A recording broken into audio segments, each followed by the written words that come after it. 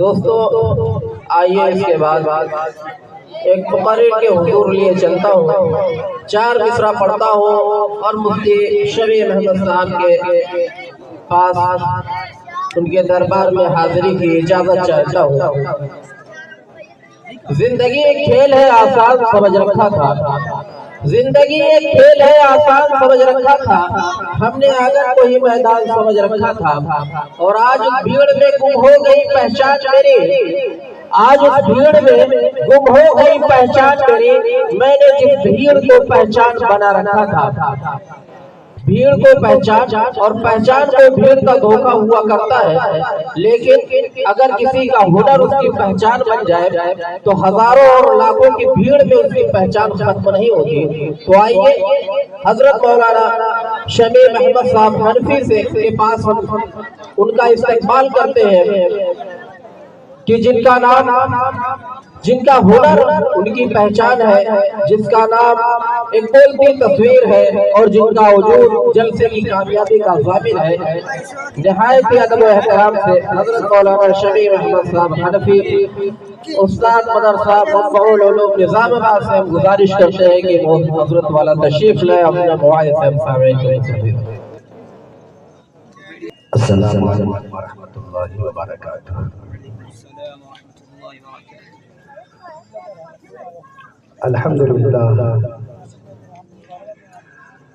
الحمدللہ نحمده ونستعینه ونستغفره ونؤمن به ونتوکل علیہ ونعوذ باللہ من شرور انفسنا ومن سیئات اعمالنا، من يهده الله فلا مضل له ومن يضلل فلا هادي له، ونشهد أن لا إله إلا الله وحده لا شريك له ولا نظير له ولا مشير له ولا معين له ولا مثل له ولا مثال له، ونشهد أن سيدنا وسندنا وحبيبنا وأسوتنا وقدوتنا وقرة عيوننا محمدا صلوات الله وسلامه عليه، أما بعد فأعوذ بالله من الشيطان الرجيم، بسم الله الرحمن الرحيم، قل إن كنتم تحبون الله فاتبعوني، وقال رسول الله صلى الله عليه وسلم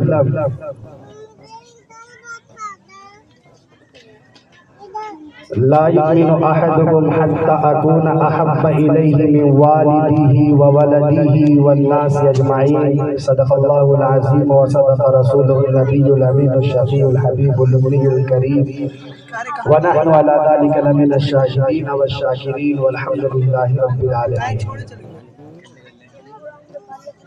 خراج عقیدت ادا کرنے والوں،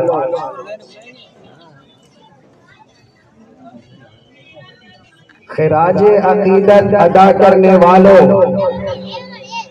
خراج عقیدت سے کیا کام ہوگا؟ یہی ہے زبانی محبت کا عالم، تو دین ہدا اور بدنام ہوگا۔ اگر سن سکو تم تو روح محمد صلی اللہ علیہ وسلم، اگر سن سکو تم تو روح محمد، خراج عقیدت کی تعلیم ہے تم سے، یہی ہے جو قول و عمل کی دورنگی، بہت درد انگیز انجام ہوگا۔ فقط خوش بیانی کے جوہر دکھا کر کوئی قوم دنیا میں ابھری نہیں ہے، عمل چھوڑ کر صرف باتیں بنا کر کوئی قوم دنیا میں ابھری نہیں ہے۔ یہ سوچو کہ نور ہدایت کا پرچم جناب محمد نے کیسے اڑایا، یہ سوچو کہ گردوں کو کیسے سنبھالا، یہ سوچو کہ دبتوں کو کیسے اٹھایا۔ یہ سوچو کہ کیا چیز تھی جس کے بل پر اکیلے خدا کے پیغمبر نے اٹھ کر الٹ دی تھی ایران اور روما کی مسند، پلٹ دی تھی صحرا نشینوں کی کایا۔ وہ جرأت سراپا، وہ ہمت مجسم، وہ راتوں کا عابد، وہ دن کا سپاہی، وہ جس نے سواری، وہ جس نے فقیری میں کی بادشاہی۔ اگر اس سے کچھ بھی عقیدت ہے تم کو تو اپنا وتیرہ بدلنا پڑے گا، اگر اس سے کچھ بھی عقیدت ہے تو اپنا وتیرہ بدلنا پڑے گا۔ زبانی نفاق و عمل سے گزر کر صداقت کے سانچے میں ڈھلنا پڑے گا۔ خبر دے رہا ہے محمد کا اسوہ کہ آسان نہیں ہے مسلمان ہونا، بہت امتحانات درپیش ہوں گے، بہت سخت راہوں پہ چلنا پڑے گا۔ درود شریف پڑھ لیں۔ اللہم صلی علی محمد وعلی آل محمد کما صلیت علی ابراہیم وعلی آل ابراہیم انک حمید مجید۔ اللہم بارک علی محمد وعلی آل محمد کما بارکت علی ابراہیم وعلی آل ابراہیم انک حمید مجید۔ معزز مکرم حضرات علماء کرام، سامعین اعظام، نوجوان دوستوں، پیارے بچوں اور پردہ نشین خواتین اسلام، پوری کائنات میں ایک ذات ہے امام الانبیاء حضرت محمد صلی اللہ تعالیٰ علیہ وسلم کی، جنہیں اللہ تعالیٰ نے عرش معلیٰ پہ اپنا مہمان بنایا۔ ایک ذات ہے پوری کائنات میں جن کو مسجد اقصی کے اندر تمام انبیاء کی امامت کا شرف ملا۔ ہم سارے صاحب ایمان اس نبی مکرم حضرت محمد صلی اللہ تعالیٰ علیہ وسلم سے محبت کرتے ہیں۔ نبی اکرم علیہ السلام کے لیے اپنی جان قربان کر دینا ابدی سعادت تصور کرتے ہیں، لیکن ظاہر سی بات ہے یہ کیسے معلوم ہوگا کہ ہم نبی اکرم صلی اللہ علیہ وسلم سے سچی محبت کرتے ہیں؟ اس کے لیے کوئی معیار ہونا چاہیے۔ علماء کرام نے بیان فرمایا کہ جس صاحب ایمان کے اندر 10 باتیں پائی جائیں گی، صحیح معنوں میں وہ نبی اکرم صلی اللہ تعالیٰ علیہ وسلم سے محبت کرنے والا شمار کیا جائے گا۔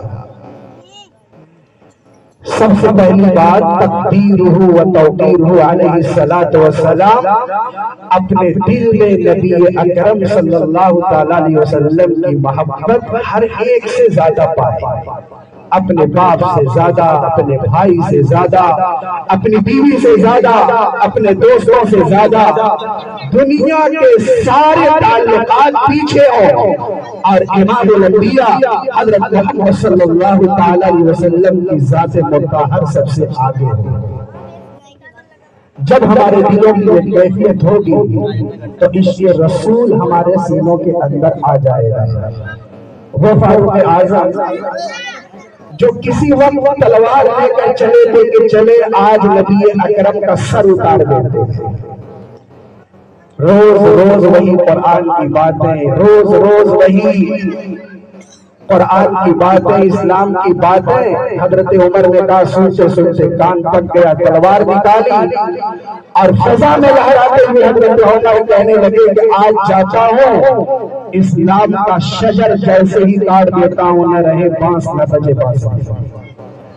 راستے میں کیا ہوا آپ جانتے ہیں کہ حضرت عمر جب پلٹے ہیں تو دل کی کایا پلٹ گئی اور نبی اکرم صلی اللہ علیہ وسلم کے سامنے اپنا سر رکھ دیا اور کہا یا رسول اللہ، زندگی بھر غلامی کے لیے آپ کے قدموں میں آ گیا ہوں، آپ مجھے اسلام کی دولت سے مالا مال فرما دیجئے۔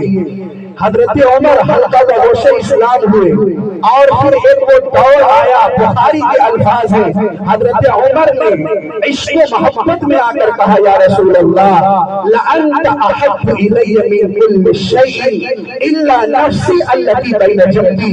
حضرت عمر نے کہا، بخاری شریف کے الفاظ کہنے لگے یا رسول اللہ میں آپ کو اپنے باپ سے زیادہ، اپنی بیوی سے زیادہ، اپنے بچوں سے زیادہ، اپنے تمام رشتہ داروں سے زیادہ عزیز رکھتا ہوں، لیکن ہاں فرسٹ نمبر پر میں اپنے آپ کو رکھتا ہوں، سیکنڈ نمبر پر اپنے آپ کو رکھتا ہوں۔ اللہ کے نبی علیہ الصلوۃ والسلام نے فرمایا واللہ لا یؤمن احدکم حتی اکون احب الیہ من نفسی۔ عمر کان کھول کر سن لے، تیرا ایمان اس وقت تک مکمل نہیں ہو سکتا جب تک تو اپنی جان سے زیادہ مجھے عزیز نہ رکھے۔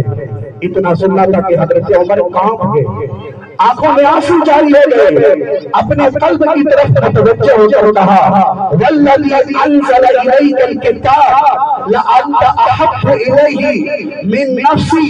یا رسول اللہ میں اپنے دل کے اندر اپنی جان سے زیادہ آپ کی عظمت پاتا ہوں۔ تب میرے آقا نے فرمایا الآن یا عمر، اے عمر اب تیرا ایمان مکمل ہو گیا۔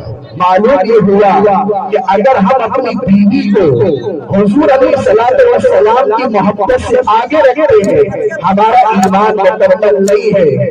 اگر ہم اپنے باپ کی محبت کو حضور کی محبت پر آگے رکھتے ہیں ہمارا ایمان مکمل نہیں ہو سکتا۔ اس لیے ہمیں چاہیے کہ سب سے زیادہ حضور پاک صلی اللہ تعالی وسلم کی محبت اپنے دل کی گہرائیوں کے اندر اتارا جائے۔ حضرت امام مالک رحمت اللہ تعالی کے پاس اگر کوئی مسئلہ معلوم کرنے کے لیے آتا تو آپ اپنی باندھی سے کہتے جاؤ دروازے پہ پتہ کرو کون آدمی آیا ہے اور کس غرض سے آیا ہے۔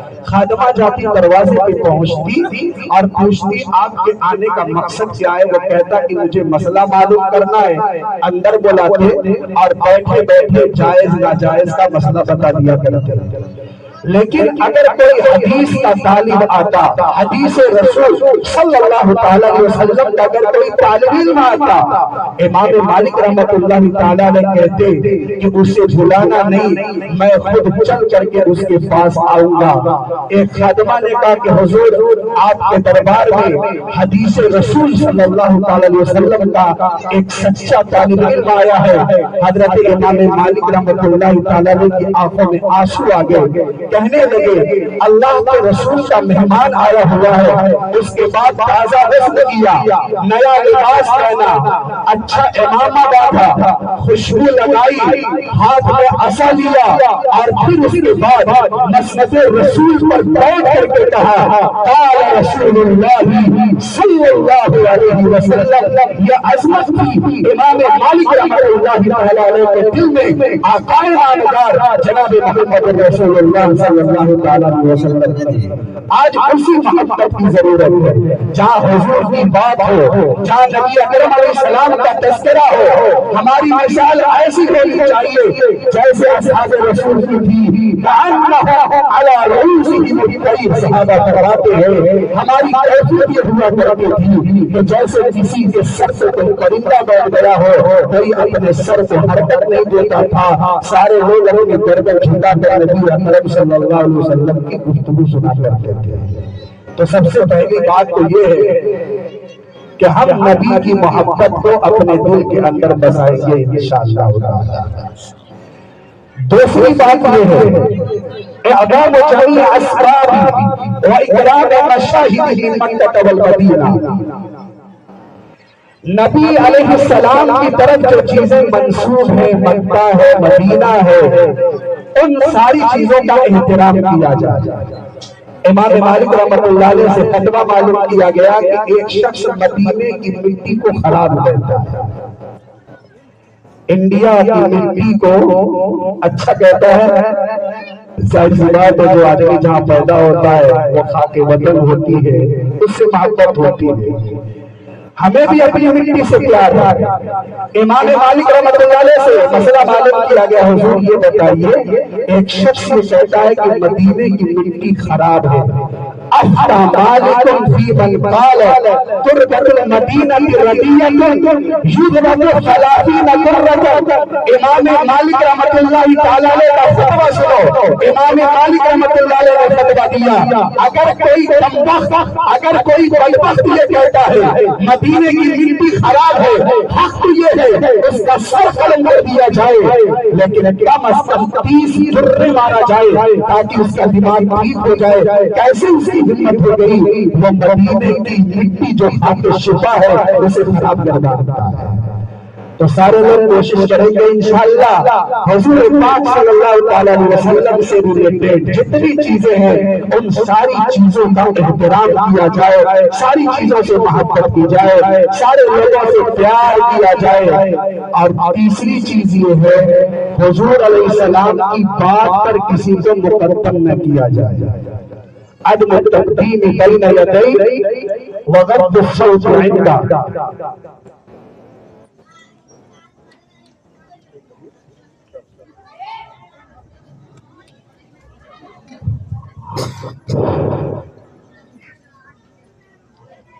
عدم التقدیم بین یدی وغض الصوت عندہ. حضور علیہ السلام کی بات پر نہ اپنے باپ کی بات کو مقدم کیا جائے نہ اپنے دادا کی بات کو مقدم کیا جائے. حضور علیہ السلام کی بات سب سے اوپر اللہ کی بات اور پھر اس کے بعد نبی اکرم علیہ السلام کی بات. عدم التقدیم بین یدی وغض الصوت عندہ. حضور علیہ السلام کے دربار میں حاضری ہو تو آواز پست کیا جائے. صحابہ کا حکم تھا کہیں ایسا نہ ہو کہ تمہاری آواز حضور علیہ السلام کی آواز سے بلند ہو جائے اور تمہارے سینے سے ایمان کی دولت کھینچ لی جائے اور تمہیں احساس نہ ہو. عدم التقدیم بین یدی. آج حضور پاک صلی اللہ تعالی علیہ وسلم اپنے روضہ اطہر کے اندر آرام فرما رہے ہیں. حضور علیہ السلام اپنی قبر اطہر کے اندر زندہ ہے. تمام الانبیاء احیاء فی قبورہم یصلون. سارے کے سارے انبیاء اپنی قبروں کے اندر زندہ ہیں اور نماز ادا کر رہے ہیں. ان اللہ حرم علی الارض ان تاکل اجساد الانبیاء. ہمارا ایمان ہے, عقیدہ ہے, امام الانبیاء جناب محمد رسول اللہ صلی اللہ علیہ وسلم اپنی قبر اطہر کے اندر حیات برزخیہ کے ساتھ زندہ و قائم رہا. عبداللہ ابن مغفل رضی اللہ تعالیٰ عنہ ایک صحابی رسول ہے. اللہ کے نبی علیہ السلام نے فرمایا کہ کوئی لڑکا اپنے ناخن پر کنکری لے کر کسی کے سامنے اس طرح سے نہ کھیلے جیسے بچے گھومنے لیتے ہیں. ہوگا کیا اگر کبھی ایسا کرے گا تو سامنے والے بچے کی آنکھ کے پھوٹنے کا اندیشہ ہے. کتنے شفیق ہیں ہمارے نبی جناب محمد رسول اللہ صلی اللہ علیہ وسلم. آپ نے منع فرمایا کہ کوئی لڑکا ایسا کھیل نہ کھیلے کہ اس کے ناخن پہ کنکری ہو اور سامنے چھوٹے معصوم بچے کی آنکھ پھوٹ جائے. یہ حدیث عبداللہ ابن مغفل رضی اللہ تعالیٰ عنہ نے اپنے بھتیجے کو سنائی اور کہا بیٹے یہ میری بات نہیں ہے, سارے نبیوں کے سردار کی بات ہے, اس کو یاد رکھنا. پھر اس کے بعد عبداللہ ابن مغفل رضی اللہ تعالیٰ عنہ کسی کام میں مصروف ہو گئے اور ان کا بھتیجا وہی کھیل کھیلنے لگا جس سے باز رکھنے کے لیے پیغمبر علیہ السلام کی حدیث سنائی گئی. عبداللہ ابن مغفل رضی اللہ تعالیٰ عنہ پلٹ کر کے آئے اور دیکھا کہ بیٹا اسی کام کے اندر مصروف ہو گیا. عالم غضبناکی میں غصے کے عالم میں کیا کہا کہ میں تیرے سامنے پیغمبر صلی اللہ علیہ وسلم کی حدیث سناتا ہوں اور تو نبی علیہ السلام کی بات کو اگنور کرتا ہے, آپ کی بات پر توجہ نہیں دیتا. سن لے, اگر تو بیمار پڑ گیا اب میں تیری عیادت نہیں کروں گا, آج کے بعد کبھی میں تجھ سے بات نہیں کروں گا, اور سن اے پیغمبر مر گیا تیرے جنازے میں شریک نہیں ہوں گا اس لیے کہ تو نے پیغمبر صلی اللہ علیہ وسلم کی بات کو ہلکے میں لے لیا.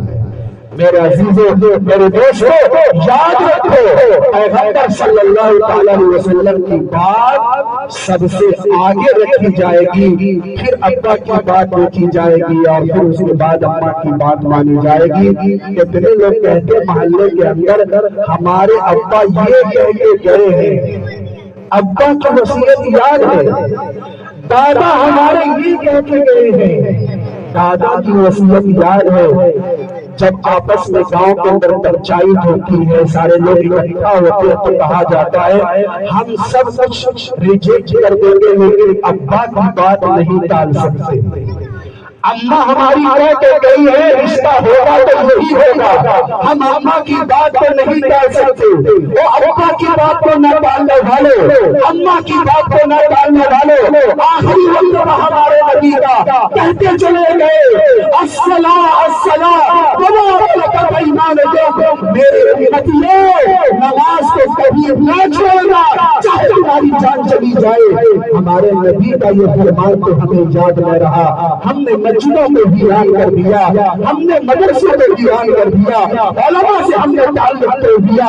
آج وجہ یہ ہے کہ امت ہر چوراہے پہ ماری جا رہی ہے، ہر گلی گلیچوں میں ماری جا رہی ہے، ہر ڈپارٹمنٹ میں ذلیل کی جا رہی ہے۔ کیوں؟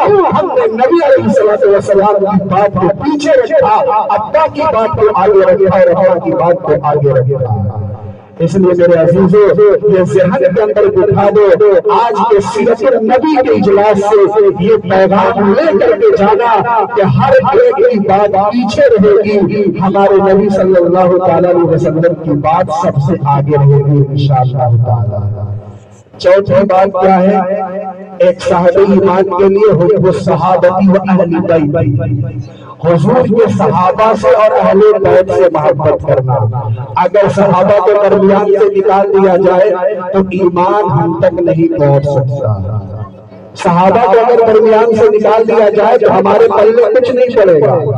اسی لیے حضرت حسن رضی اللہ تعالیٰ عنہ فرمایا کرتے تھے لِكُلِّ شَيْءٍ أَسَاسٌ وَأَسَاسُ الْإِسْلَامِ حُبُّ أَصْحَابِ النَّبِيِّ صلی اللہ تعالیٰ علیہ وسلم۔ ہر چیز کی بنیاد ہوا کرتی ہے اور اسلام کی بنیاد صحابہ سے عقیدت اور صحابہ سے محبت ہے۔ تو صحابہ کرام کا، سارے صحابہ کا، الصحابہ کلھم عدول، سارے صحابہ عادل ہیں، اور ہر صحابی کو جنتی خیال کرنا ہم سب کا ایمان اور عقیدہ ہونا چاہیے۔ پانچویں بات کیا ہے؟ ساری باتیں ذہن کے اندر رکھیں، ہو سکتا ہے کہ آپ سے پوچھ لیا جائے۔ پانچویں بات الاقتداء ہوگی، حضور علیہ السلام کی اتباع کرنا، حضور کی اتباع کرنا۔ ہر چیز میں حضور علیہ السلام بال کیسے رکھتے تھے وہ بال رکھے جائے، آپ کے لباس کیسے تھے وہ لباس رکھے جائے، آپ کے مسکرانے کا طریقہ تھا کیسا تھا وہ طریقہ اختیار کیا جائے، آپ کھانا کیسے کھاتے تھے وہ طریقہ اختیار کیا جائے، آپ کیسے ملتے تھے وہ دیکھا جائے، آپ گھر کے باہر، آپ کے گھر کی باہر کی زندگی، آپ کے گھر کے اندر کی زندگی، گویا نبی اکرم صلی اللہ تعالی وسلم کی زندگی کا ہر گوشہ، ہر بات بالکل کھلا ہوا۔ ہمارے نبی نے زندگی گزارنے کا سارا طریقہ بتا دیا ہے۔ اب غیروں کے ساتھ میں بھیک مانگنے کی ضرورت نہیں ہے، وہ کھانا کھانے کا طریقہ تم بتاؤ گے، پانی پینے کا طریقہ تم بتاؤ گے، لباس پہننے کا طریقہ تم بتاؤ گے۔ نہیں، غیروں کے دروازے پہ جانے کی ضرورت نہیں، لباس پہننے کا طریقہ اور اس کی دعا میرے آقا نے سکھائی ہے، نماز پڑھنے کا طریقہ صلی کما رأیتمونی اصلی میرے آقا نے بیان فرما دیا ہے۔ گھریلو زندگی بھی بیان کر دی اصحاب رسول صلی اللہ علیہ وسلم نے، نبی علیہ السلام کی بیویوں نے، اور باہر کی زندگی بتا دی صحابہ کرام نے۔ تو نبی کی سیرت کا باب کھلا ہوا ہے۔ ضرورت یہ ہے کہ نبی علیہ السلام کی ایک ایک سنت کو اپنی زندگی کے اندر داخل کیا جائے۔ آپ جانتے ہیں اگر دلہن کی انگلی میں انگوٹھی پہنا دی جائے سونے کی تو دلہن یہ سمجھتی ہے کہ میری انگوٹھی، میری انگلی خوبصورت ہوتی۔ اگر کلائی میں کنگن پہنا دیا جائے تو وہ تصور کرتی ہے کہ میرا گٹا اور میرا بازو خوبصورت ہو گیا۔ اگر کان کی بالی پہنا دی جائے، ناک میں بھٹا پہنا دیا جائے اور گلے کا ہار پہنا دیا جائے تو عورت کے जिस उज़्र पर सोने का सामान हो, औरत के जिस उज़्र पर सोने का कोई सामान हो और सोने का जेवर हो, वो खूबसूरत हो जाता है, शौहर उसे पसंद करता है। यही मिसाल है कि अगर हमारे चेहरे पर हुजूर अलैहिस्सलाम की सुन्नत आ जाएगी, हमारा चेहरा खूबसूरत हो जाएगा। हमारे सर पर नबी के बाल आ जाएंगे, हमारा सर खूबसूरत हो जाएगा। हमारी पूरी जिंदगी नबी अलैहिस्सलाम के तर्ज अमल के मुताबिक आ जाएगी, हमारी पूरी बॉडी खूबसूरत हो जाएगी। तो जरूरत इस बात की है हुजूर अलैहिस्सलाम की इत्तिबा की जाए। छठी चीज क्या है? वो हुजूर बना बगदल्लाह व रसूलुल्लाह, जो हुजूर का नहीं वो हमारा है। जो हुजूर से नफरत करता है सल्लल्लाहु अलैहि वसल्लम, हम उससे नफरत करेंगे। जो हुजूर से मोहब्बत करेगा हम उससे मोहब्बत करेंगे, और जो हुजूर अलैहिस्सलाम से नफरत करेगा या आपकी शान में उंगली उठाएगा, आपकी शान में नाज़ेबा तबसरा करेगा, हम उसकी मुखालफत करेंगे। आप जानते हैं ग़ज़वा बनी मुस्तलिक के मौके पर अब्दुल्लाह बिन उबय बिन सलूल, ये रईसुल मुनाफ़िक़ीन है, इसका बेटा अब्दुल्लाह, ये मुसलमान हो गए थे। बाप ने क्या कहा था? लइन रजाना इलल मदीनती लयुखरिजन्नल अअज़्ज़ु मिनहल अदल। कहा जब मदीना मुनव्वरा पहुंचेंगे तो हम में से जो इज्जत वाला होगा वो जिल्लत वाले का कान पकड़ करके मदीने से बाहर निकाल देगा। इज्जत वाले से मुराद वो अपने आप को ले रहा था, और जिल्लत वाले से मुराद हुजूर अलैहिस्सलाम की ज़ात मुतहर को ले रहा था। नऊज़ुबिल्लाह मिन ज़ालिक। बेटे ने सुन लिया, बेटा मुसलमान है, साहिबे ईमान है, हुजूर अलैहिस्सलाम का आशिक है, उसके बजाय समाज से ये बात टकराई तो उसने इश्क का अंदाजा लगाए, तलवार निकाल लिया बेटे। तलवार निकालने के बाद मदीना मुनव्वरा की बाउंड्री पे खड़ा हो गया। बाप घोड़े से सवार हो रहा था, लगाम पकड़ी और तलवार को फजा में ललकारते हुए, लहराते हुए कहा, अब्बा आपकी ये जुरात, आपकी हिम्मत, आप अपने आप को इज्जत वाला कहें और मेरे नबी को जिल्लत वाला कहें, खुदा की कसम अगर आपने तौबा न की या मेरे आका ने इजाजत नहीं दी तो आप घोड़े से बाद में उतरेंगे, आपका सर जमीन पर पहले आ जाएगा। जब हुजूर अलैहिस्सलाम को इत्तला मिली तो आपने फरमाया, इन्नी अज़िमतु लिअबीका फकफ़, मैंने तेरे बाप को माफ कर दिया। तब जाकर के अब्दुल्ला ने तलवार नीचे की, कहा हुजूर के मुकाबले में आओगे तुम्हारा सर काट कर जमीन पर रख दिया जाएगा। जंग बदर का मौका है, हज़रत अब्दुर्रहमान इब्न अबी बकर मुसलमान नहीं थे उस वक्त, बाद में इस्लाम लाए।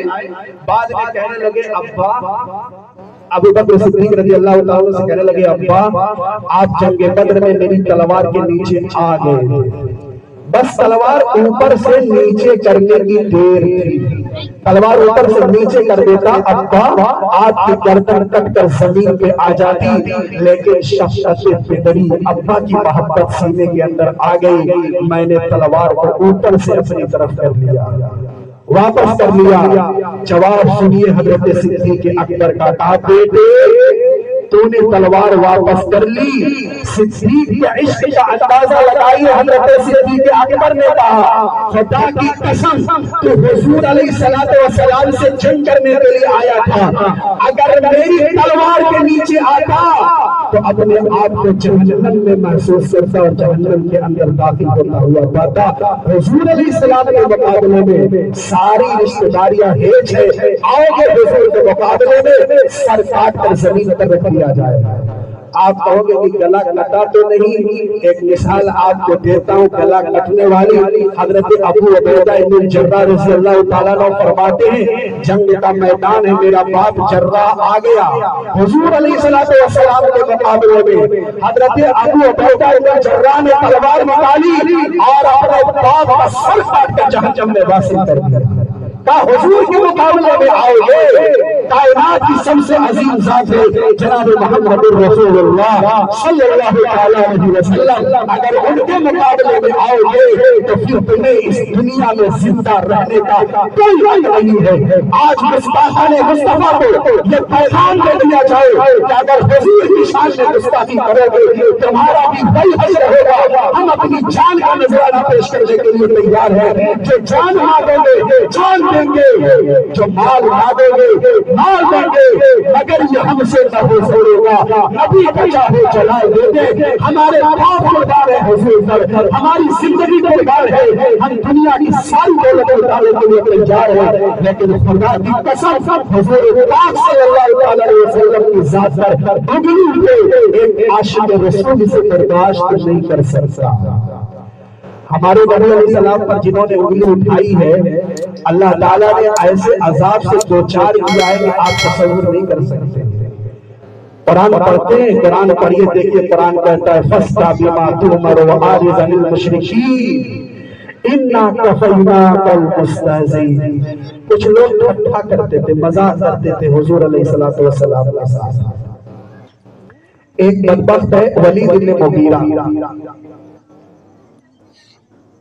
اپنے باپ کی اصلی اولاد نہیں قرآن کا بیان ہے اور ہر گستاخ مصطفیٰ کا یہی حال ہے حضور کی شان میں انگلی وہی کرتا ہے آپ کی ذات پر تبرہ وہی کرتا ہے آپ کی ذات پر آپ کی ذات کو ہدف لعن و طعن وہی بناتا ہے جو اپنے باپ کی اصلی اولاد نہیں ہوتا ولید بن مغیرہ نے کہا حضور علیہ السلام تو مجنون ہے آپ بتائیے بیماری کے مسلمانوں اگر آپ عقل مند ہیں پڑھے لکھے ہیں آپ حافظ ہیں عالم ہیں انجینئر ہیں ڈاکٹر ہیں پروفیسر ہیں اگر آپ کے محلے کا کوئی بندہ یہ کہہ دے کہ آپ پاگل ہیں تصور کریے حالانکہ حضور علیہ السلام کی ذہانت کے سامنے پوری کائنات کی ذہانت کوئی معنی نہیں رہتی کائنات عقل الناس کائنات میں سب سے زیادہ عقل مند حضور پاک صلی اللہ علیہ وسلم کی ذات گرامی ہے کسی ماں کے پیٹ میں ایسا بچہ نہیں جنا جو حضور علیہ السلام کی ذہانت کا مقابلہ کر سکے کیا بدبخت کہتا ہے کہ آپ پاگل ہیں اللہ کو غصہ آ گیا جبریل امین نے دیکھا کہ میرے آقا طواف کر رہے ہیں میرے آقا نے کہا جبریل امین یہ جو بدبخت جا رہا ہے ولید بن مغیرہ یہ مجھے پاگل کہتا ہے مجھے مجنون کہتا ہے مجھے ہر وقت ٹارچر کرتا رہتا ہے تو جبریل امین نے کہا یا رسول اللہ گھبرانے کی کوئی ضرورت نہیں ہے اور اس کی شہرت کی طرف اشارہ کر دیا میرے آقا نے کہا اس کا کیا مطلب تو کہا یا رسول اللہ بس اس کی کہانی سماپت ہو چکی ہے قبیلہ خزاع کے پاس سے گزر رہا تھا اپنے گدھے سے گرا نیچے کوئی صاحب تیر بنا رہے تھے اس کا پیر اسی تیر پہ پڑا ہلکا سا زخم آیا بعد میں وہ زخم بڑھتا رہا علاج کرتا رہا لیکن افاقہ کوئی نہیں کینسر کی شکل اختیار کر گیا اور ولید بن مغیرہ اسی میں تڑپ تڑپ کر کے مر گیا گستاخ سزا گستاخ رسول کی ایک ہی سزا ہے اللہ کے دربار سے کہ اس دھرتی پر اسے زندہ رہنے کا کوئی ہوئی اسود ابن عبد المطلب یہ بھی گستاخ نبی علیہ السلام جب راستے سے گزرتے تھے تو نبی علیہ السلام کو آنکھیں مٹکاتا تھا کبھی ایک آنکھ بند کرتا دوسری آنکھ کھولتا کبھی ایک آنکھ چھوٹی کھولتا دوسری آنکھ بڑی کھولتا وہ جو اشارہ ہے آنکھیں مٹکانے کا نبی علیہ السلام کو آنکھیں مٹکایا کرتا تھا اور صحابہ کی طرف تانا دے کر کے کہتا تھا یہ لوگ جو صبح کو ناشتہ کر لیتے ہیں تو دوپہر اور شام کے کھانے کا کوئی ان کا بھروسہ نہیں ہے کچھ ملے گا کہ نہیں ملے گا پیٹ میں پتھر باندھنے والے صحابہ کہتے ہیں کہ قیصر و کسریٰ کی حکومت ہمارے قدموں میں آئے گی تانے دیا کرتا تھا میرے آقا حضرت محمد صلی اللہ علیہ وسلم کا کلیجہ بہت دکھتا تھا آپ روتے تھے جبریل امین آگے شکایت کر دی جبرائیل اس کا بھی کچھ بندوبست کرنا ہے جبریل امین نے آنکھ کی طرف اشارہ کر دیا اور کہا یا رسول اللہ اب یہ اسی میں تڑپ کر مر جائے گا ایک تیکر کے درخت کے نیچے لیٹا ہوا تھا اچانک چلانے لگا اپنے بچوں سے کہنے لگا بچاؤ بچاؤ بچاؤ کوئی میری آنکھوں میں کانٹے چبھو رہا ہے اس کے لڑکے دوڑ ہو کے آئے ابا آپ کو کیا ہوا دیکھو کوئی کانٹے چبھو رہا ہے بچوں نے ہٹانا چاہا لیکن کوئی نظر نہیں آ رہا تھا جب تک ہٹایا اور اس نے اپنے ہاتھوں پہ نیچے کیا اپنی آنکھوں سے دیکھا دونوں آنکھیں ٹوٹ کر کے باہر آ چکی تھی، فرشتے تھے جنہوں نے آ کر آنکھیں کھول دی تھی۔ گستاخ مصطفیٰ کا یہی انجام ہے، تڑپتے تڑپتے اس دنیا کے اندر وہ جہنم کے اندر پہنچ گیا۔ کیوں؟ اپنی اٹھائی تھی امام الانبیاء جناب محمد الرسول اللہ صلی اللہ علیہ وسلم کی ذات پر۔ ایک اور بدبخت ہے، وہ حضور پاک صلی اللہ تعالی علیہ وسلم کے ماموں کا لڑکا ہے، اسود ابن عبد یغوث۔ یہ بدبخت بھی نبی علیہ السلام کو بہت گالیاں دیتا تھا، بہت برا بھلا کہتا تھا کہا ہو آج کوئی اللہ کی طرف سے میسج نہیں آیا ہے، تانا دیتا تھا۔ نبی علیہ السلام کو بہت زیادہ تکلیف ہوتی تھی، جبریل امین سے شکایت کر دی خانہ کعبہ کے سامنے۔ جبریل نے سر کی طرف اشارہ کیا، سر میں تھوڑا اور پھنسی نکلا اور وہیں پر مر گیا، ختم ہو گیا، اس کی بھی کہانی سماپت ہو گئی۔ ایک اور ہے بدبخت حارث ابن قیس۔ یہ بدبخت آ کر کہتا تھا صحابہ نبی کے جال میں مت پھنسو، یہ کہتے ہیں کہ مرنے کے بعد حساب و کتاب کا مرحلہ آئے گا، مرنے کے بعد اللہ تعالیٰ میزان عمل قائم کریں گے، ہر آدمی کے اعمال کا میدان محشر میں حساب لیا جائے گا۔ یہ سب فرضی باتیں ہیں، موت اور زندگی کا مالک اللہ نہیں ہے۔ واللہ ما یہلکنا الا الدہر، زمانہ ہمیں مارتا ہے اور زمانہ ہمیں ختم کرتا ہے۔ میرے آقا صلی اللہ علیہ وسلم کو بڑی تکلیف ہوتی تھی، جبریل امین سے شکایت کر دی۔ یہ بدبخت جو یہ کہتا تھا کہ صحابہ ذرا عقل مند بنو، حضور کی بات پر آنکھ بند کر کے ایمان نہ لے کر کے آؤ، اس بدبخت نے اپنی زبان سے ایسی قبیح اور مذموم بات کہی تھی۔ اللہ نے عرش سے فیصلہ کیا تھا کہ وہ پاخانہ جو پیچھے کے راستے سے آتا ہے، اللہ نے اس کے پیٹ کے اندر ایسی بیماری پیدا کر دی کہ وہ پاخانہ، وہ غلاظت، وہ نجاست جو پیچھے کے راستے سے آتی ہے، اللہ نے اسی دھرتی پر کھلے آسمان کے لوگوں نے دیکھا کہ وہ پاخانہ پیچھے کے راستے سے آنے کے بجائے اس کے منہ کے راستے سے پاخانہ آیا کرتا تھا۔ گھر کے لوگوں نے دھکے دے کر کے باہر کرا دیا۔ مردود جو حضور علیہ السلام کی شان میں گستاخی کرے گا، حق ہے کہ اس کا پاخانہ پیچھے راستے کے بجائے منہ کے راستے سے آیا۔ ایک اور بدبخت ہے عاص ابن وائل۔ جب نبی اکرم علیہ السلام کے صاحبزادے حضرت ابراہیم کا انتقال ہوا تو کہتا ہے ان محمدن ابتر لا یعیش لہ ولد، محمد تو تم بریدہ ہیں، بے برکتی ہیں، ان کی ساری نرینہ اولاد ختم ہو گئی ہے، اب محمد کا تذکرہ نہیں ہو سکتا، اب محمد ختم ہو جائیں گے۔ اس لیے کہ ایک بات جاتا ہے تو پہلے اپنی اولاد کو اپنے مشن پر سنبھال کر کے جاتا ہے، لیکن یہاں صورتحال یہ ہے کہ نبی علیہ السلام جا رہے ہیں اور بیٹے بھی ختم ہو رہے ہیں، محمد کا دین باقی نہیں رہے گا۔ قرآن کی آیت نازل ہوئی ان شانیۃ هو الابتر، اے محمد رسول اللہ صلی اللہ علیہ وسلم آپ کا تذکرہ آسمانوں پر بھی کیا جائے گا، آپ کا تذکرہ زمین پر بھی کیا جائے گا، آپ کا تذکرہ شرق میں بھی ہوگا، آپ کا تذکرہ گھر میں بھی ہوگا، عرش کرسی سے بالا ہے بام آپ کا، آگے اللہ ہی جانے مقام آپ کا، آپ جیسا کوئی ہو جہاں میں نہیں، اس زمین میں نہیں، اس زمین میں نہیں، آسمان میں نہیں، حسن سیرت عجب، حسن سیرت عجب، پھر عجب اس میں حسن کلام آپ کا، آپ ہی رونق بس کونوں بتا، آپ ہی رونق محفل کو فتا، ہر نمازی کی التحیات میں تذکرہ آپ کا بعد ذکر فتا، ہر مؤذن کی میں نے اذان میں سنا، ہر مؤذن کی میں نے اذان میں سنا، ایک اللہ کا نام، ایک نام آپ کا، یا رسول اللہ آپ کے نام کو اتنا بلند کر دیا، یا رفعنا لک ذکرک، اذانوں میں دیکھا جائے، نمازوں میں دیکھا جائے، کلمے میں دیکھا جائے، جہاں بھی دیکھو اللہ کے ساتھ میرے نبی کا تذکرہ ہے۔ جب تک دنیا قائم رہے گی نبی کا تذکرہ ہوتا رہے گا، اور مرنے کے بعد بھی میرے آقا کا دربار لگے گا۔ اور جو حضور کی شان میں گستاخی کرتے تھے، کسی کو کینسر ہو رہا ہے کہ اپنے پیٹ کے راستے سے پاخانے کو پیچھے کے راستے کے بجائے آگے کے راستے سے پاخانہ آ رہا ہے، اور یہ مردود عاص بن وائل جس نے نبی کی شان میں گستاخی کی تھی، اپنے گھوڑے سے گرا طائف جا رہا تھا، راستے راستے میں زہریلا کوئی جانور تھا یا کوئی زہریلی گھاس تھی، وہاں اس کا پیر پڑا، زخم آیا، اور جیسے اونٹ کی موٹی گردن ہوتی ہے اسی طرح سے اس کا پیر موٹا ہوا اور اسی میں تڑپ تڑپ کر کے مر گیا۔ دنیا کے ان تمام گستاخوں کو بتا دیا جائے، اگر تم نبی اکرم صلی اللہ علیہ وسلم کی شان میں گستاخی کرو گے، مسلمان صبر کر رہا ہے، مسلمان خون کا گھونٹ پی رہا ہے، لیکن میرے اللہ کے ہاتھ بد نہیں گئے ہیں، وہ کل بھی علی کل شیء قدیر تھا، آج بھی ہے، اور اللہ تبارک و تعالی جب چاہے گا، جہاں چاہے گا ایسی موت دے گا، ان گستاخوں کو یہاں ایک قطرہ پانی بھی ان کو نصیب نہیں ہو سکتا۔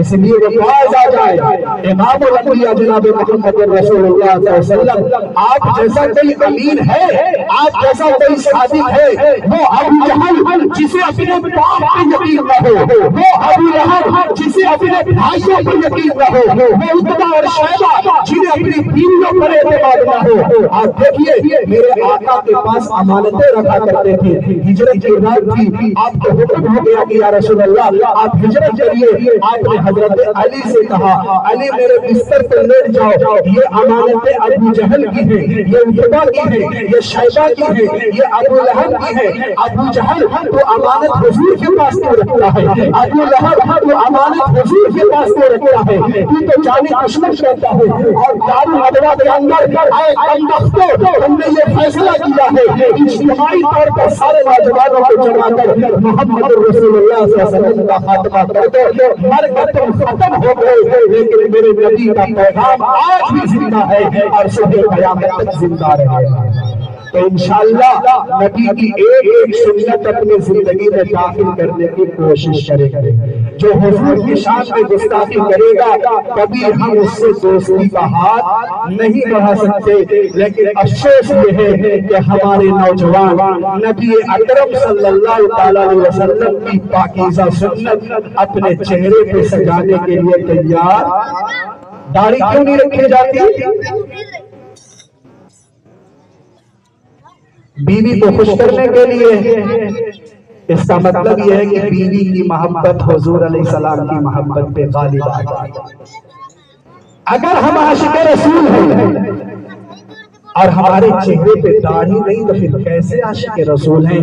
عشق رسول کا تقاضا تو یہ ہے کہ سر الگ ہو سکتا ہے لیکن داڑھی چہرے سے ہٹے۔ ایک نوجوان کہنے لگا کہ ہم نے 39 مرتبہ امتحان دیا، ٹیسٹ دیا، ہر مرتبہ ہمیں پاس کر دیا گیا، ہر مرتبہ پاس کر دیا گیا، لیکن آخر میں یہی شرط آتی کہ تیرے چہرے پہ داڑھی ہے تمہیں جاب کے لیے نہیں رکھا جائے گا۔ اس نے کہا دنیا کی ان ہزاروں جاب کو اپنے پیروں کی ٹھوکر پہ رکھتا ہوں، مجھے دنیا کے مالوں کی کوئی تمنا نہیں ہے، میرا خالق و مالک میرا اللہ ہے، کماؤں گا اور پیسے حاصل کروں گا تو نبی کے چہرے کے ساتھ حاصل کروں گا۔ جب 40ویں مرتبہ ٹیسٹ دیا اور جواب اس کا یہی آیا کہ سر الگ ہو سکتا ہے لیکن چہرے سے داڑھی نہیں اتر سکتی، تو جو مینیجر تھا اپنی کرسی سے اتر گیا اور سینے سے لگایا اور کہا اپنے نبی کے وفادار ایسے ہوا کرتے ہیں۔ لفظوں میں کہنا آسان ہوتا ہے، عملی زندگی میں اتارنا کہ نماز کا جب وقت آ جائے حی علی الصلاۃ حی علی الفلاح تو اپنی دکان کا شٹر گرا دو اور اللہ کے دربار میں آ جاؤ۔ کامیابی اب دکان میں نہیں ملے گی، کامیابی تجارت میں نہیں ملے گی، کامیابی محلات میں نہیں ملے گی۔ اگر صحیح معنوں میں عشق رسول ہے تو جناب محمد رسول اللہ صلی اللہ علیہ وسلم کے آنکھوں کی ٹھنڈک کو اپنی آنکھوں کی ٹھنڈک کا ذریعہ بنایا جائے اور فجر کا مسجد کے اندر حاضری دی جائے۔ لیکن بڑے افسوس کی بات یہ ہے کہ ہم نمازوں سے غافل ہو گئے، ہم نے قرآن کی تلاوت کو ترک کر دیا اور ہر ایک کے ہاتھ میں موبائل آ گیا، کیا بڑا اور کیا چھوٹا، کیا نوجوان اور کیا بوڑھا، ہر گھر کے اندر ناچنے والی عورتیں آ گئی۔ وہ میرے آقا نے فرمایا تھا ایک دور ایسا آنے والا ہے کہ جب ہر گھر کے اندر ناچنے والی یہ عورتیں آ جائیں گی۔ صحابہ کو بات سمجھ میں نہیں آ رہی تھی، یا رسول اللہ یہ کیسے ہوگا؟ وہ نماز پڑھنے والے ہوں گے، یہ کیسے ہوگا؟ وہ تلاوت کرنے والے ہوں گے؟ وہ کیسے ہوگا جو نبی سے عشق کا کرنے والے ہوں گے؟ آج موبائل نے بتا دیا کہ آج سے 1450 سال پہلے نکاح نبوت آج کے اس منظر کو دیکھ رہی تھی کہ موبائل نے گھروں کا تباہ کر دیا. ہماری ماں بہنوں کی حیرت پر ماچس لگا دی اور ان کی آنکھوں سے حیا کا جنازہ نکال دیا. آج صورت حال کیا ہے؟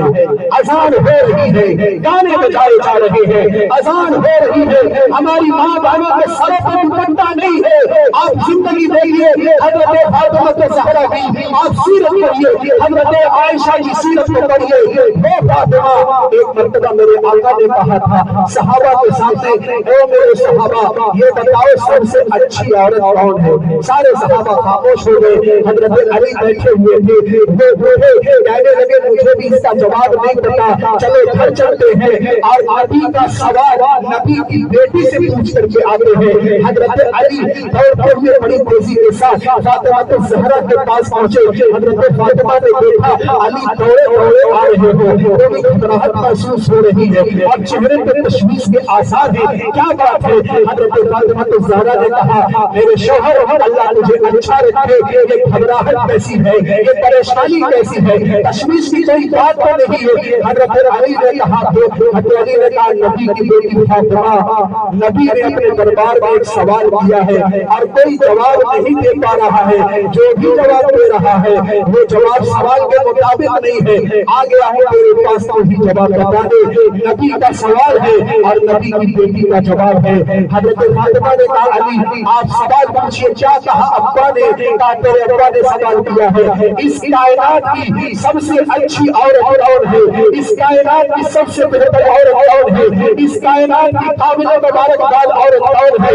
حضرت فاطمہ الزہرا نے کہا وہ عورت ہے، وہ عورت ہے اس کائنات کی سب سے اچھی عورت جو خود کو غیر عربوں کو بھی نہ دیکھے اور نہ کوئی غیر مرد اس عورت کا سر دیکھے یا اس عورت پر اس کی نگاہ پڑے. اپنے آنکھوں کی خود حفاظت بھی کرتی ہو اور اپنے جسم کی بھی حفاظت کرتی ہو. یہ جواب لے کر کے گئے، کہنے لگے یا رسول اللہ مجھے تو نہیں آ رہا تھا، یہ جواب فاطمہ الزہرا نے بتایا ہے. تب میرے آقا نے کہا فاطمہ تو میرے جیون کا ٹکڑا ہے.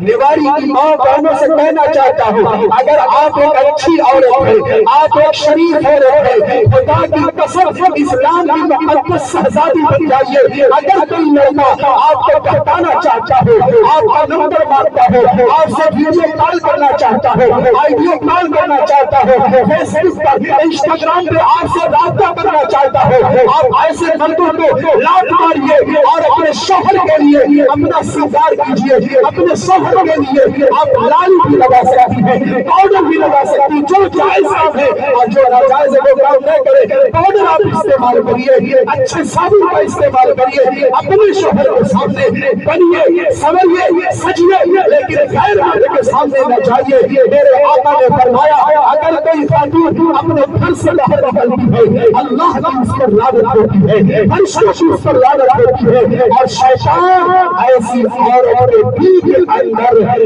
گندے گندے خیالات لاتا ہے. پھر وہ عورت اپنے حیا کا جنازہ نکالتی ہے اور نتیجہ یہ ہوتا ہے کہ وہ جہنم کی حقدار بن جایا کرتی ہے. اس لیے میری ماں بہنوں سے میں کہوں گا کہ کچھ بھی ہو جائے اپنی حیا کو اپنے پاس رکھا جائے. اپنی حیا کو عورت کے پاس کیا ہے؟ سب سے بہترین چیز ایک خاتون کے پاس اس کی حیا ہے. آج لوگ گورنمنٹ تعلیم کے نام پر، اسکول اور کانوینٹوں کے نام پر کوئی اپنی بیٹی کو کوٹا میں پڑھوا رہا ہے، کوئی دہلی میں پڑھوا رہا ہے، کوئی لکھنؤ میں تعلیم حاصل کروا رہا ہے. ایک ماں جس نے اپنی بچی کو بھیجا تھا لکھنؤ پڑھنے کے لیے اور کہا تھا بیٹی تو قاعدے سے پڑھنا، تو ڈاکٹر بن جانا، تو ڈاکٹر بن جائے گی تو تیرا مستقبل کامیاب ہو جائے گا، ماں باپ کا روشن ہو، چچے نام روشن ہو جائے گا، تو خاندان کا نام روشن کرے گی. لیکن وہ مسلم لڑکی ہاسٹل کے اندر نہیں رہتی، نہ کوئی نگرانی کرنے والا، نہ کوئی اس کی دیکھ بھال کرنے والا، نہ کوئی اس کی عزت کا محافظ ہے. وہ ایک غیر مسلم لڑکے کے ساتھ کسی پرائیویٹ روم کے اندر رہنے لگی. باپ کو کسی نے بتایا کہ آپ کی بیٹی ہاسٹل کے اندر نہیں رہتی ہے اور بچیوں کے ساتھ نہیں رہتی ہے، وہ تو کسی غیر مسلم کے ساتھ بغیر نکاح کے رہتی ہے. غیر مسلم کے ساتھ اگر نکاح کیا جائے تو خیر نکاح بھی نہیں ہوتا، لیکن بہرحال وہ بغیر نکاح کے اس کے ساتھ رہ رہی ہے. باپ کو پتا چلا، فوری طور پر باپ بیٹی کے پاس پہنچا، دروازہ کھٹکھٹایا تو کیا دیکھتا ہے کہ اس کی جوان بیٹی ایک غیر مرد کے ساتھ لیٹی ہوئی ہے. باپ کی آنکھوں میں آنسو آ گئے، باپ رونے لگا، باپ کا کلیجہ پھٹنے لگا. کہا میری بیٹی، کیا اسی دن کے لیے میں نے تجھے تعلیم دلوائی تھی؟ میں نے تیری تعلیم کے لیے تیری ماں کا زیور بیچ دیا، میں نے تیری تعلیم کے لیے اپنی 4 وہیلر گاڑی بیچ دی، میں نے تیری تعلیم کے لیے اپنے آدھے مکان کو بیچ دیا. تو ڈاکٹر بنے گی، تو انجینئر بنے گی، تو خاندان کا نام روشن ہوگا. میری بیٹی، تو نے دادا کی عزت کو خاک میں ملا دیا، تو نے اپنے باپ کو اس قابل نہیں رکھا. چوراہے پر تیرا باپ سر اٹھا کر کے چلے، تو نے اپنے باپ کو ذلیل کیا. وہ جوان بیٹی پلٹ کر کہتی ہے، میں آپ کو باپ ماننے کے لیے تیار نہیں. باپ کو بیٹی پر اٹیک آیا اور دو باپ اسی دنیا سے رخصت ہو گیا. وہ جوان بیٹی جو اپنے باپ کی نہیں ہوتی، یاد رکھو، ایسی تعلیم جس سے ایمان کا جنازہ نکل جائے، ایسی تعلیم جس سے حیا کا جنازہ نکل جائے. لعنت ہو ایسی تعلیم پر، لعنت ہو ایسے ایجوکیشن پر، لعنت ہو ایسے ڈاکٹریٹ پر. اگر آپ کو اپنی بیٹی کو تعلیم دینا ہے، اپنے بچے کو ڈاکٹر بنانا ہے، اپنے علاقے کے اندر اپنے کالج کھولے جائیں، اپنی یونیورسٹیاں کھولی جائیں، اسلامی ماحول کے اندر، دینی ماحول کے اندر پردے کا مکمل انتظام کرتے ہوئے ایمان کی بھی حفاظت ہو، حیا کا بھی تحفظ ہو، اور اعلیٰ تعلیم حاصل کرنے کے لیے ہم لوگ نوشہ ہو جائیں. غیروں کے ہاتھ میں ہاتھ دے کر آج ٹیوشن کے نام پر ہماری بہن بیٹیاں کہاں جا رہی ہیں؟ ٹیوشن کے نام پر رات کے 12 بجے تک ایک نوجوان کسی پلیہ پر بیٹھ کر کے کان میں لیڈ لگا کر کیا کر رہا ہے؟ یہ نوجوان اپنی جوانی کو برباد کر رہا ہے. یہ نوجوان اپنے ماں باپ کی غیرت کو نیلام کر رہا ہے، اور بعد میں خبر ملتی ہے کسی غیر مسلمہ کے ساتھ فرار ہو گیا. یہ مسلمان لڑکی کسی غیر مسلم کے ساتھ فرار ہو گئی. یاد رکھا جائے، یہ نکاح نہیں ہے، زنا ہے. اور زانی پر اللہ کی لعنت، زانی پر رسول اللہ کی لعنت، زانی پر تمام فرشتوں کی لعنت ہے، تمام لوگوں کی لعنت ہے. ہم نے معمولی سمجھ لیا زنا کو، نکاح کو اتنا مشکل بنا دیا گیا. اللہ اتنے رسم و رواج اور اتنے اخراجات شوق کیا جائے نکاح. اگر 10 لاکھ خرچ ہوتا ہے تو اچانک تو نہیں ختم ہو سکتا. 5 لاکھ پہ اکتفا کیا جائے، 5 لاکھ کرتے ہو 2.5 لاکھ پر اکتفا کیا جائے. ابھی نظام آباد میں پچھلے ہفتے ایک بارات آئی، 80 گاڑیوں پر مشتمل تھی، 80 گاڑیوں پر مشتمل تھی. آپ اندازہ لگائیے، اگر ولیمہ کرانے کا شوق ہے، اپنے دروازے پر بلایا جائے، لڑکی کے پاس جانا، 80 گاڑیاں لے کر گئے. یہ ظلم ہے، اسلام کے خلاف ہے، شریعت کے خلاف ہے. آپ جب بہت کر سکتے ہیں تو 4 گاڑی لے کر کے آپ پہنچ جائیں، سادگی کے ساتھ نکاح کر لیں، اپنے خاندان کے بڑے بوڑھوں کو شمار کر لیں، کچھ بچوں کو لے کر کے چلے جائیں. آج مسلمان کہتا ہے کہ ہمارے پاس پیسے نہیں ہیں، شادی کے لیے 20 لاکھ 30 لاکھ خرچ کیے جاتے ہیں، اور جب مدرسے کی عمارت دیکھی جاتی ہے تو وہ سمجھتا یہ تعلیم الاسلام ہے. آپ کا اس کی عمارت دیکھیے اور اپنے اپنے گھروں کی عمارتوں کو دیکھیے. بڑے افسوس کا مقام ہے. اسلام کا محل آپ کا گھر نہیں، آپ کی حویلی نہیں، آپ کی عالیشان بنگلے نہیں ہے.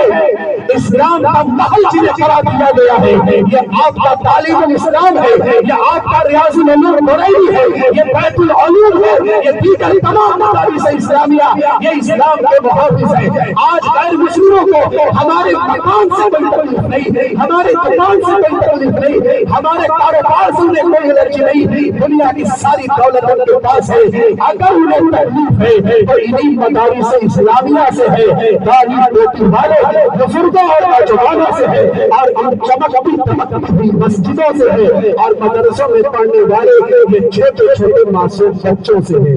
وَلَن تَرْضَ عَنكَ الْيَهُودُ وَلَا النَّصَارَىٰ حَتَّىٰ تَتَّبِعَ مِلَّتَهُمْ، ان کے ہاں میں ہاں ملاؤ گے تب جا کر کے وہ آپ کی بات مانیں گے۔ اور یہ ہم سے نہیں ہو سکتا کہ ہم کفر کی تائید کریں، ہم مرنا تو گوارا کریں گے، ہم اپنی جان کا نذرانہ پیش کرنا تو گوارا کریں گے، آدھی روٹی کھائیں گے، لیکن اپنے بچے کے سینے میں قرآن کی دولت کو انشاءاللہ ضرور داخل کریں گے۔ آپ ارادہ کریں ہر گھر کے اندر ایک حافظ قرآن تیار ہو، آپ تہیہ کریں ہر گھر کے اندر ایک عالم ربانی تیار ہو، یہ تیار ہو گئے اسلام کا دل سے شاداب ہوگا۔ اور توجہ کریں، کوشش کریں، ارادہ کریں کہ مدرسوں میں اپنا قیمتی سرمایہ لٹائیں۔ اپنے مکان کو تھوڑا نرم بھی کیا جا سکتا ہے، لیکن مدرسے کی عمارت کو عالی شان بنانا، مسجدوں کو عالی شان بنانا، یہ ہم سب کے ایمان اور ہم سب کے اسلام کی پختگی کی علامت ہے۔ تو کریں گے انشاءاللہ تعالیٰ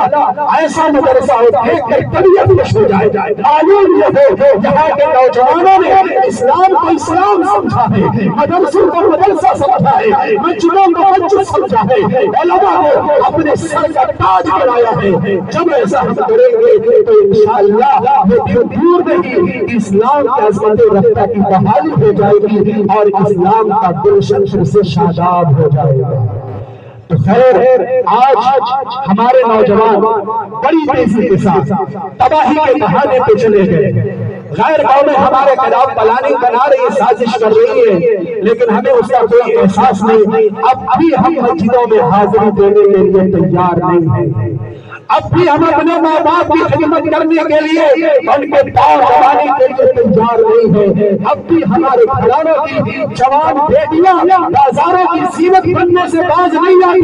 ہر گاؤں کا المیہ یہ ہے، ہر محلے کی یہ داستان بن چکی ہے۔ بولا عائشہ نام کی لڑکی، فاطمہ نام کی لڑکی، رقیہ نام کی لڑکی، ام کلثوم نام کی لڑکی، آسیہ نام کی لڑکی، آپ اخباروں کو دیکھیے، دیکھیے اخبارات میں آتا ہے، بلکہ ہندوستان کی یہ رپورٹ ہے، لاکھوں کی تعداد میں ہوتی ہے جو مسلمان بچیاں غیروں کے ساتھ زندگی گزار رہی ہے۔ تاریخ میں کبھی یہ دور نہیں دیکھا ہوگا جو آج ہماری نظروں کے سامنے دکھائی دے رہا ہے۔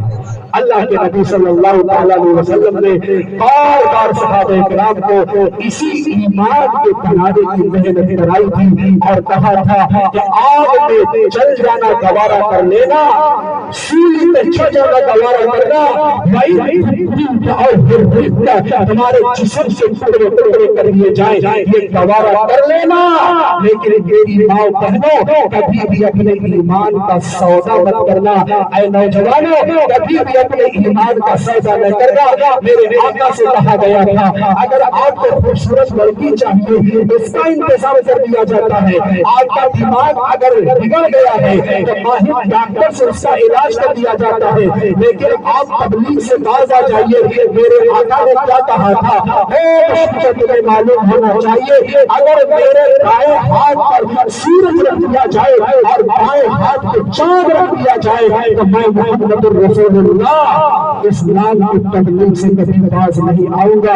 یہ بیڑیا نشین علماء، یہ ڈاٹ کے بیٹھنے والے علماء، یہ کانوں میں اذان دینے سے لے کر جنازہ پڑھانے والے علماء، معمولی تنخواہوں پہ درس قرآن دینے والے، درس حدیث دینے والے، نورانی قاعدہ اور قاعدہ تقاضی پڑھانے والے علماء، اس قابل ہے اپنے دعویٰ کی قسم انہیں اپنے سروں پر تاج بنایا جائے، ورنہ اگر یہ علماء نہ رہیں گے ہماری قوم اقتدار کے دہانے پر پہنچ جائے گی۔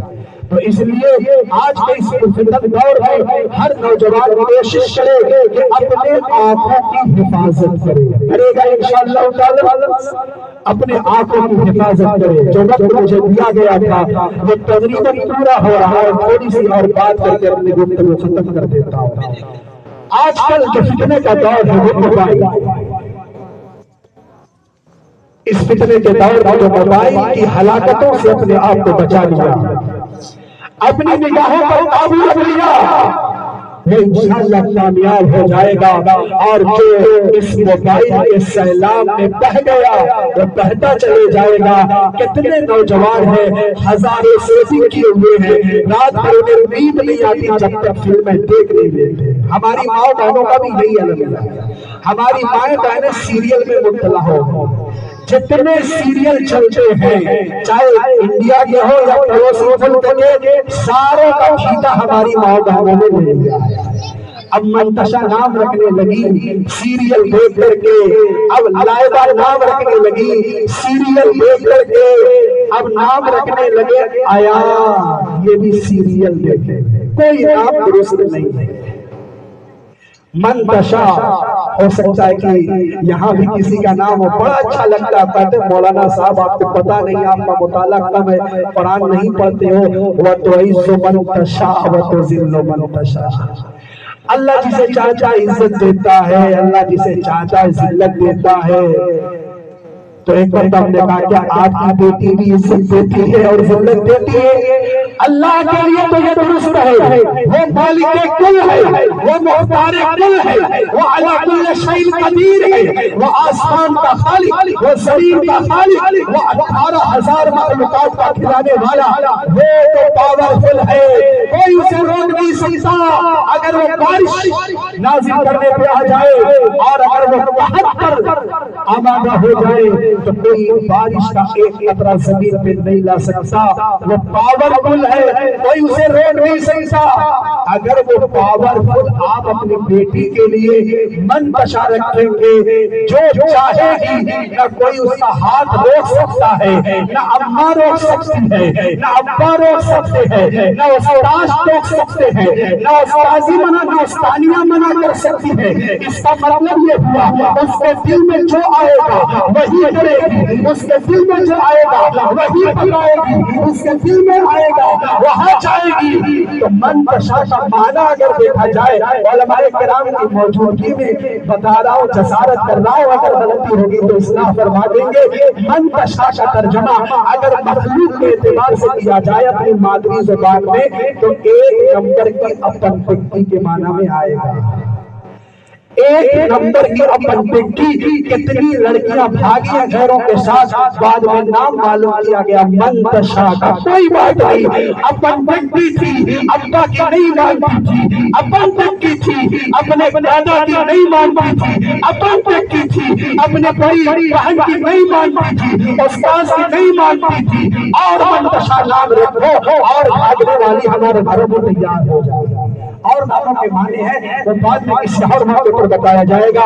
اللہ تعالیٰ ہم سب کو وہ نام رکھنے کی توفیق عطا فرمائے جو امام الانبیاء حضرت محمد صلی اللہ علیہ وسلم نے بتایا تھا، احب الاسماء الی اللہ عبداللہ و عبد الرحمن۔ لوگ کہتے ہیں بڑا پرانا ہو گیا ہے، کوئی لیٹسٹ نام چاہیے، ایسا نام رکھنا چاہیے پورے محلے میں نہ ملے۔ تو مولانا نے کہا تھا ایک کا ابلیس رکھ دو کسی کا نہیں ہوگا، ایک کا فرعون رکھ دو کہیں نہیں ملے گا، ایک کا شیطان رکھ دو، ایک کا مردود رکھ دو کہیں نام نہیں ملے گا۔ تو علماء کرام سے رابطہ کیے جائیں، ابو بکر نام رکھو، عثمان نام رکھو، علی نام رکھو۔ تقریباً 1.25 لاکھ صحابہ کرام ہیں، صحابہ کے نام پر، ولیوں کے نام پر، صحابیات ہیں ان کے نام پر، بچوں کے ایسا نام رکھا جائے جو بامعنی ہو، اس لیے کہ معنی کا ان کی ذات پر اثر پڑتا ہے۔ خیر اب ایک مختصر سا واقعہ بیان کر کے اپنی گفتگو ختم کرتا ہوں۔ آنکھوں کی حفاظت کے حوالے سے سیرت کے آج کے اجلاس سے اگر آپ نے اس پیغام کو محفوظ کر لیا تو میں سمجھتا ہوں کہ آج کا آپ کا یہ جلسہ کامیاب ہو گیا۔ اللہ تعالیٰ ہم نوجوانوں کی بھی حفاظت فرمائے، ہمارے ماں بہنوں کی بھی حفاظت فرمائے۔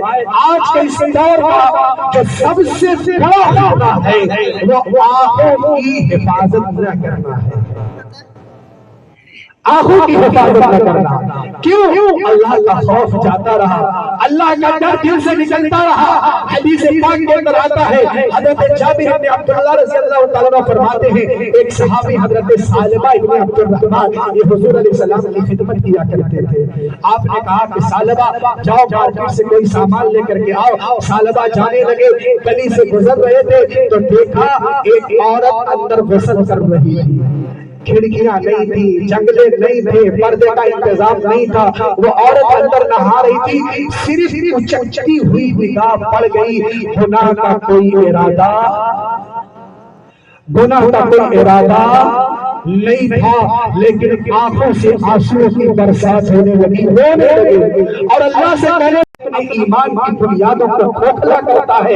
حضرت سالبہ ابن عبد الرحمن گلی سے گزر رہے تھے، دیکھنے کا کوئی ارادہ نہیں تھا، لیکن وہیں پہ تڑپ گئے اور کہنے لگے اللہ میری غلطی کو معاف فرما دے، جدھر تھے ادھر ہی نکل گئے اور 40 دن تک پہاڑوں میں روتے رہے، اپنے سر پر ہاتھ رکھ کر کہتے رہے اے اللہ میری غلطی کو معاف فرما دے، اے اللہ میرے گناہوں کو معاف فرما دے، قیامت کے دن کی رسوائی سے بچا لے، اور اے کاش میری روح کو قبض کر کے روحوں میں شامل کر دیتا اور آخرت کے دن کی رسوائی سے بچا لیتا۔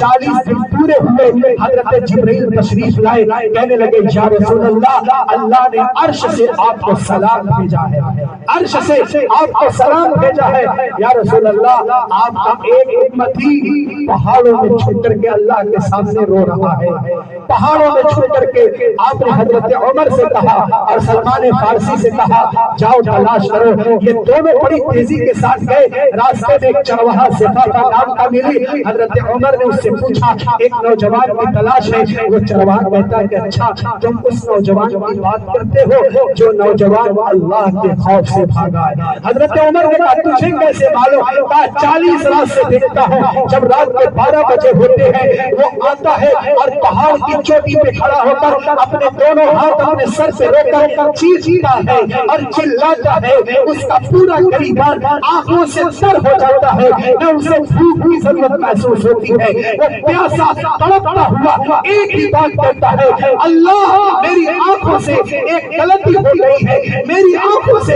ایک جرم ہو گیا ہے، کہیں میرے نبی کے سامنے ظاہر مت کر دینا، ابو بکر عمر کے سامنے ظاہر مت کر دینا ورنہ میں ذلیل ہو جاؤں گا، کہیں میرے خلاف قرآن کی کوئی آیت نہ اتر جائے۔ وہ نوجوان روتا رہا تڑپتا رہا اور جب رات کے ٹھیک 12 بجے وہ نوجوان آگے آ کر کے ہاتھ باندھتا ہے اور کہتا ہے کہ اے کاش میری روح کو روحوں میں شامل کر دیتا اور کاش آخرت کی دن کی رسوائی سے مجھے بچا لیتا۔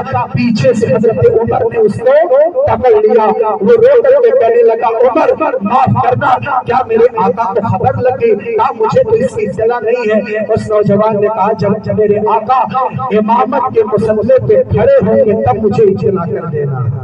جب میرے آقا چنانچہ نبی اکرم علیہ السلام جب امامت کے لیے آگے بڑھے تب نوجوان نے جلدی سے نیت باندھی، نماز مکمل کی گئی، نماز مکمل کرنے کے بعد میں میرے آقا نے پہلا جملہ کہا سالبہ ابن عبد الرحمن کہاں ہے؟ اتنا سننا تھا کہ کھڑے کھڑے گر گئے، بے ہوش طاری ہو گئے۔ میرے آقا آئے اور آپ نے اس کے سر سے اٹھا کر کے اپنی ران پہ رکھا، ان کو جب ہوش آیا تو انہوں نے اپنے سر کو حضور علیہ السلام کی ران سے نیچے کہا یا رسول اللہ آپ کی ران پاکیزہ ہے، پاک ہے، میرا سر بہت مجرم ہے، بڑا جرم کیے ہوئے ہیں اور میں گناہوں کا کلندہ ہوں، یا رسول اللہ مجھے معاف فرما دیجئے۔ آپ نے کہا کیا ہوا؟ کہا مجھ سے ایسی ایسی غلطی ہو گئی، اور پھر اس کے بعد حضرت سالبہ بے ہوش ہو گئے، گھر پہنچا دیا گیا۔ 8 دن تک اسی طرح بے ہوشی اور افاقہ، بے ہوشی اور افاقہ ہوتا رہا۔ 8 دن جب مکمل ہو گئے میرے آقا کو اطلاع کی گئی یا رسول اللہ عیادت کے لیے تشریف لے چلے، وہ نوجوان بالکل آخری مرحلے میں ہے، ایسا لگتا ہے کہ اب اس کی زندگی کی دوڑ کاٹ دی جائے گی۔ میرے آقا تشریف لائے اور پھر اس کے بعد اپنے ران پر اس کا سر رکھا، نوجوان نے پھر نیچے کیا، میرے آقا نے کہا تمہیں محسوس کیا ہوتا ہے؟ اس نوجوان کی آنکھوں سے آنسو جاری ہو رہے تھے۔ اس نوجوان نے کہا یا رسول اللہ ایسا محسوس ہوتا ہے میرے پورے بدن کے اندر کوئی چیٹی بھیگ رہی ہے اور میرے جسم کو میری ہڈیوں کو نوچ رہی ہے، وہ اندر سے احساس ندامت ہے جو کچوٹی لگا رہا تھا۔ میرے آقا نے کہا جبریل امین تشریف لائے اور پیغام یہ دیا اس نوجوان کی غلطی معاف ہو چکی ہے۔ میرے آقا نے خوشخبری سنائی، اس نوجوان نے چیخ ماری اور خدا کو پیارا ہو گیا۔ پھر اس کے بعد دفن کا مرحلہ آیا، جب جنازہ تیار کیا گیا، میرے آقا جنازہ پڑھانے کے لیے جا رہے تھے، پنجوں کے بل چل رہے تھے، पंजों के बल चल रहे थे, पूरे पांव एड़ी आप जमीन पर नहीं रख रहे थे। सहाबा ने जनाजे के बाद कहा, या रसूल अल्लाह, एक चीज हमने ऐसी देखी है, आप पूरे पांव जमीन पे नहीं रख रहे थे, पंजों के बल चल रहे थे, एड़ी आपकी उठी हुई थी, वो जमीन पर नहीं थी। मेरे आका ने कहा, अल्लाह का ऐसा मकबूल बंदा ऐसी सच्ची पक्की तौबा करके गया है, आसमान की नूरी मखलूक इस फजीर तादाद में जनाजे में शिरकत के लिए आई थी कि मैं मोहम्मद अपना पूरा पांव भी जमीन पर नहीं रख पा रहा था।